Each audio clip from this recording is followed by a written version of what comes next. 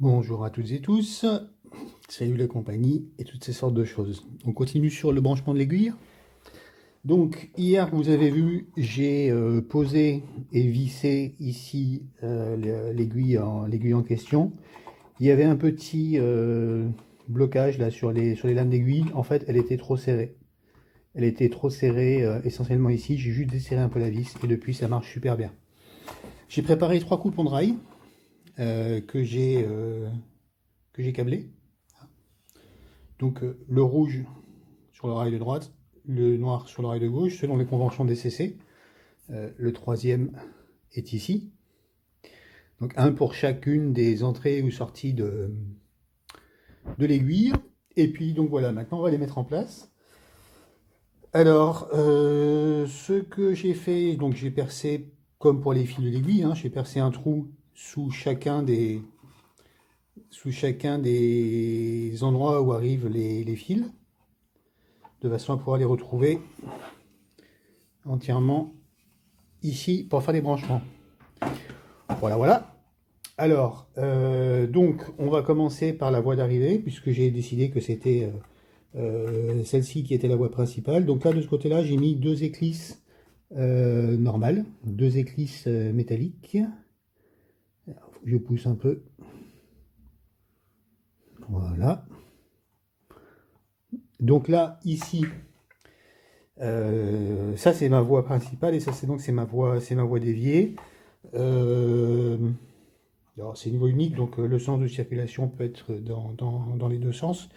Par convention, j'ai dit que la voie qui était de ce côté-là était la voie de droite. J'ai défini le sens de circulation principal comme ceci. Donc tous les rails qui sont de ce côté-ci, là, là, là, et sur l'aiguille, sont câblés en rouge. Et tous ceux qui sont là, là, là et là, sont câblés en noir. On va rejoindre tous ces fils rouges et noirs sous la plaque et leur donner l'alimentation qui viendra Je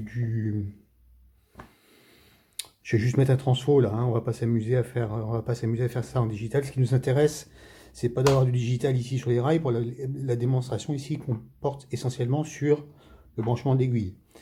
Bon, alors ici après, comme en fait, ce qu'on va faire, c'est qu'on va isoler. On a isolé et on va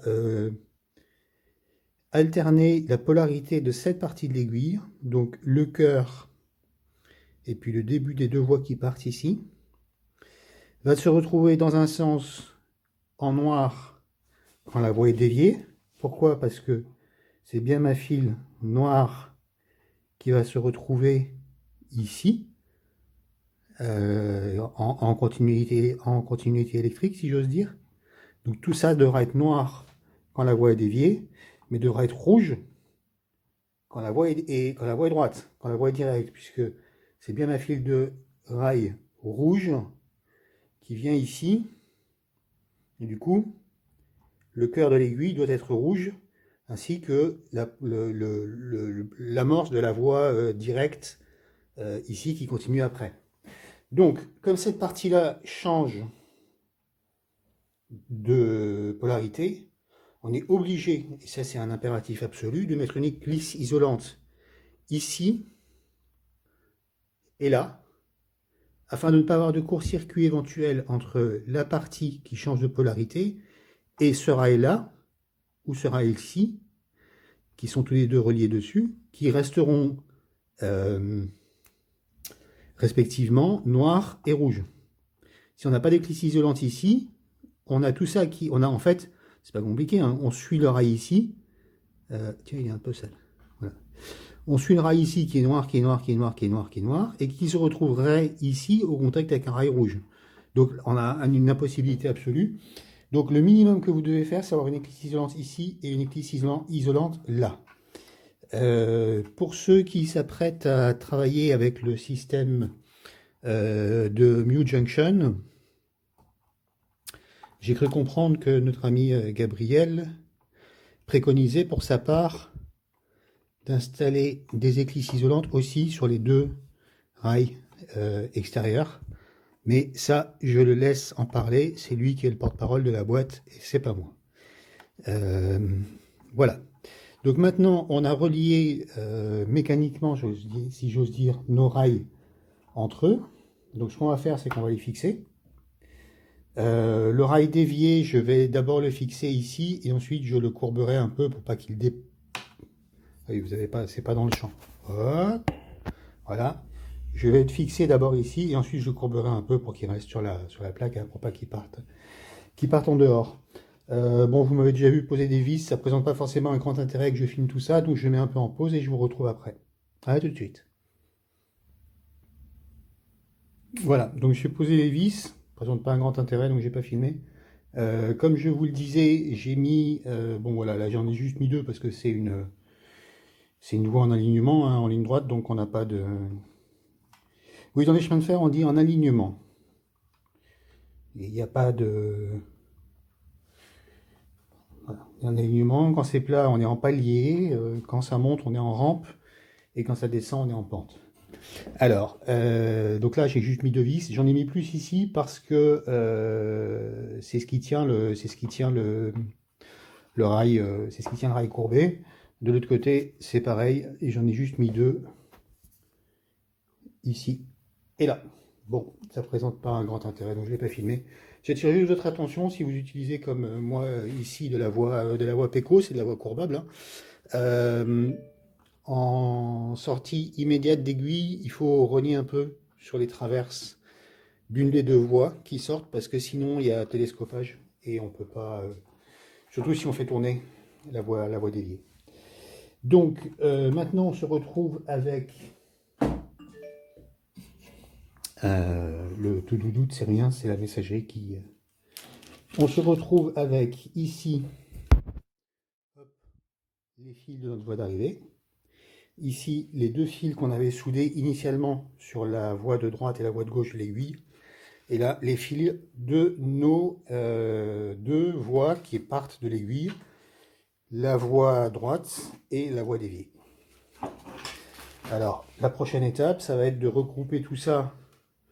Je vais prendre... oui, bon, on va faire ça proprement. On va faire ça proprement. On va faire ça proprement, ça va me permettre de vous montrer un matériel que vous connaissez peut-être pas et qui est assez pratique pour faire ce genre de choses. Donc vous voyez, j'ai taillé tous mes fils à la longueur suffisante pour pouvoir par exemple venir poser ici ma barrette de raccordement. Ce que je vais faire immédiatement, je vais préparer ça. Je vais vous montrer ce que je vais utiliser. Voilà, alors c'est... Évidemment, il a fallu que j'aille la chercher parce que, comme d'habitude, c'était pas prêt. J'avais pas prévu d'aller jusque là aujourd'hui. Donc c'est une barrette de raccordement. En fait, j'ai trouvé ça chez les modélistes anglais et plus particulièrement chez Charlie Bishop, le gars qui anime la chaîne Chadwick Model Railway, que je vous recommande d'aller voir si vous parlez anglais, parce qu'il donne plein de trucs très intéressants et qui sont transposables sur notre modélisme continental.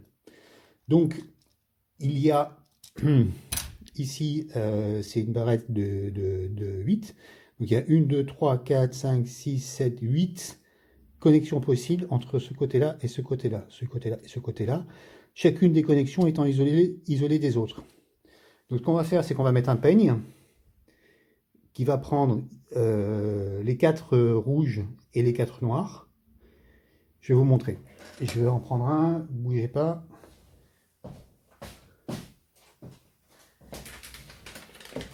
Quand je prépare pas, c'est toujours comme ça. Donc, c'est fourni avec des peignes. C'est fourni avec des peignes, donc rouge ou noir. On appelle ça des peignes, il y a la même chose dans les tableaux électriques des maisons, donc rouge ou noir. Là, ce que je vais faire, c'est que je vais couper les deux peignes en deux pour avoir 4 fourchettes pour le rouge et 4 fourchettes pour le noir. Hein. Parce qu'ici, j'ai 4 voies déviées. Donc, je mettrai mon arrivée sur une des vis de connexion qui est là. Donc, ça, c'est là pour ne pas être hors du champ. Voilà, donc je mettrai mon arrivée sur une des vis de connexion qui est ici. Et les 4 fils que vous voyez là seront branchés en face pour alimenter les voies. Les peignes, c'est très simple, ça se coupe avec une petite scie à métaux, c'est très facile. Moi, j'utilise ça. Alors j'ai d'autres scies à métaux plus solides, mais ça, pour de petits bricolages, c'est parfait. C'est le genre de truc que vous trouvez à une poignée d'euros dans les bacs de promotion des grandes surfaces de bricolage. Et pour des petits bidouillages comme ça, c'est parfait. Je ne trouve pas l'intérêt de sortir la Dremel pour faire ça. C'est une espèce de métal alu euh, ou acier, je sais pas trop, pas très solide. Donc ça suffit pour ce qu'on en fait, mais il n'y a pas besoin de, il y a pas besoin de plus. Je coupe ça et je vous retrouve tout de suite après. Voilà, donc j'ai fait mes branchements. Vous voyez, j'ai mis mes deux demi-peignes. Donc franchement, je les ai coupés à la scie à métaux, comme je vous ai montré. Le temps de sortir le Dremel le temps de sortir la boîte du Dremel, de sortir le Dremel de sa boîte, de d'adapter dessus le bon disque à tronçonner, etc. J'aurais eu fini depuis longtemps. Donc ça valait vraiment pas la peine. Donc j'ai mis mes deux demi-peignes ici, le noir et ici le rouge. Comme d'habitude en DCC, le rouge sur le fil de droite, le noir sur le fil de gauche. Moi, il y a un mnémotechnique à retenir pour ça, c'est que c'est le contraire de la politique. En politique, le rouge à gauche. C'est valable aussi pour tout ce qui est Wi-Fi, Hi-Fi ou sonorisation, etc. J'ai fait pas mal de trucs comme ça quand j'étais plus jeune. Toujours le rouge à droite. Bon, alors maintenant, donc j'ai branché là-dessus. Vous voyez, ça c'est du câble de haut-parleur. C'est du 1,5 carré. Donc c'est pareil que ce que le 1,5 carré que vous trouvez derrière vos lampes dans votre maison. Dans les prises, c'est du 2,5 si les choses ont été bien faites. En tout cas, c'est obligatoire. C'est un petit bout que je relierai ensuite à mon alimentation pour mes voies. J'ai mis deux cosses que j'ai reliées, enfin que j'ai vissées ici avec les deux barrettes respectives. Et maintenant, je vais placer. Ah oui, j'ai relevé les peignes parce que j'avais pas assez de. Hop, je vais me remettre dans le champ une fois de plus. Donc j'ai relevé les deux peignes. J'ai juste poussé avec le pouce. Hein, je vous ai dit que c'était pas du métal très dur. Pour avoir la place parce que sinon j'avais pas assez de longueur ici pour mettre mes deux peignes. Et maintenant, je vais visser ça ici sur mon petit bout de tasseau avec ma charisseuse.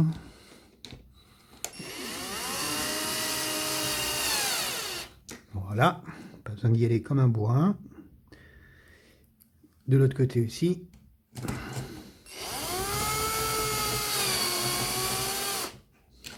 Voilà, ça c'est fait. Donc maintenant ça tient. Et donc j'ai plus qu'à brancher mes rouges sur le rouge et mes noirs sur le noir. Bon alors pour faire ce genre de choses, il vaut mieux avoir une visseuse hein, parce que visser et dévisser deux folies de 16 vis, on peut le faire au tournevis, il n'y a pas de problème. Mais la visseuse fait juste gagner du temps, disons. Alors oui, il y a plein d'autres façons de faire. Hein. On peut utiliser des dominos, on peut utiliser... On peut les souder sur une plaque de cuivre, on peut faire absolument tout ce qu'on veut. Moi j'aime bien ça, c'est propre. Alors je mets des cosses sur les gros fils, mais pas sur les petits. Charlie, lui, il en met partout, je crois. Mais bon, au bout d'un moment... De toute façon, je suis pas sûr. Je suis pas sûr que les cosses soient, même les petites rouges, soient assez fines pour tenir des fils aussi fins que ceux-là. Voilà, voilà. Donc, je visse tout simplement. Mais c'est pas très différent de quand vous vissez du fil sur des dominos. Hein. C'est pas très différent. On peut voir ça en fait comme une super barrette de dominos avec des supports, enfin des vis pour le maintien. C'est pratique. Je les ai achetés sur... je crois que celles-là viennent d'Amazon. J'avais pas trouvé une grosse différence de prix avec AliExpress. Et la livraison était plus rapide. Je m'en fous d'être livré le lendemain, c'est pas important, je peux attendre. Mais sur ce produit-là, AliExpress avait vraiment des livraisons qui étaient longs savez, de l'ordre du mois, 5-6 semaines. Et j'avais pas vraiment envie de me bloquer le chantier pour des boîtiers de connexion. Donc voilà, ça m'a permis d'avancer. Après tout, que ce soit Amazon ou AliExpress, tout ça pour moi c'est pareil. C'est des grosses boîtes capitalistes qui sont là pour vendre. Et je ne fais pas de différence entre les deux. Parce que entre une grosse boîte américaine et une grosse boîte chinoise, je vois pas trop la différence. Bon, les fils, je vais les attacher plus proprement que ça. Hein. Je mettrai des petits colsons là pour... Oh, bah, on va le faire tout de suite. Tiens, si je les trouve... Est-ce que je les ai à portée de main, mes petits colsons? Je vais regarder. Voilà, on va faire ça tout de suite. Je crois que je les avais laissés en bas. J'ai bricolé aussi en bas récemment au garage. On va faire en sorte que ce soit à peu près propre. Ouais, puis non, finalement, je les fixerai plus tard sur la planche. Je vais pas faire ça maintenant. Bref, voilà, on a fait, ce sera en gros la fin de l'étape du jour. Je vous montre juste en aperçu. Ah là là, comme d'habitude, je trouve pas, bon, c'est pas grave. En fait, le moteur viendra prendre sa place ici. Il y aura deux fils qui partiront de la barrette de connexion un rouge à noir qui arriveront au moteur. Et il y aura le fil bleu qui en sortira. Et c'est le moteur qui choisira s'il alimente le bleu depuis le rouge ou depuis le noir, selon le sens de l'aiguille. En fait, c'est ça le changement de polarité. C'est que la pointe du cœur est alimentée selon le cas sur le rouge ou sur le noir. Pour la réalisation de ça, on patientera tranquillement jusqu'à la prochaine fois que je ferai une vidéo sur le sujet. J'espère que ça va être bientôt. Voilà. Adieu à tous, comme on dit chez moi. Chez moi, on dit adieu pour dire au revoir et aussi pour dire bonjour. Donc voilà, sur le dessus de la plaque, ça fait propre.